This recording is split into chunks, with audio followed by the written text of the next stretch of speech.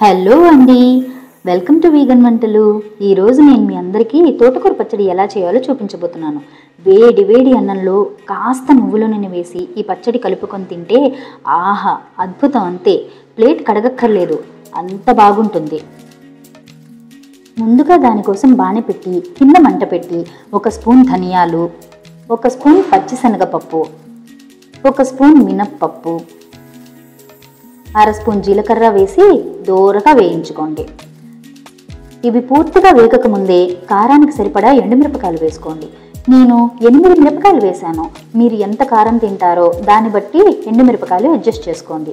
తరువాత 2 స్పూన్ల నువ్వులు వేసి కమ్మటి వాసన వచ్చే వరకు వేయించుకోండి. నువ్వులు ముందుగా వేయకండి, మాడిపోతాయి. ఈ పచ్చడికి నువ్వులు మంచి కమ్మదనాన్ని ఇస్తాయి. ఇష్టం లేకపోతే స్కిప్ చేయండి. పప్పులన్నీ దోరగా వేగాక ఒక గిన్నెలోకి తీసుకొని చల్లారనివ్వండి. తరువాత అదే బాణలో కాస్తంత నూనె, తోటకూర తరుగు వేసి తోటకూర అంతటికీ నూనె అంటేలా పైనుంచి కిందకి బాగా కలిపి మూత పెట్టండి. అప్పుడు తోటకూర బాగా మగ్గుతుంది. ముందుగా వేయించుకున్న పప్పుల్లో పెద్ద గోలికాయ అంత చింతపండు, రుచికి సరిపడా ఉప్పు వేసి కాస్తంత పప్పులు ఉండేలా బరక్గా మిక్సీ పట్టుకోండి.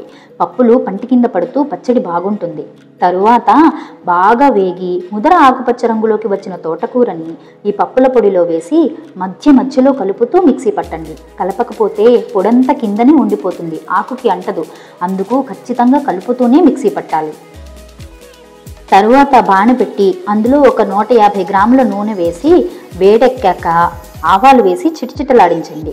తరువాత మినప్పప్పు, కాస్తంత ఇంగువ వేసి దోరగా వేయించుకోండి.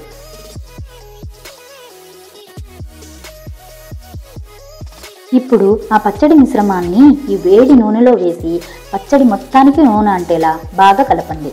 అంతేనండి, ఎంతో రుచికరమైన తోటకూర పచ్చడి రెడీ.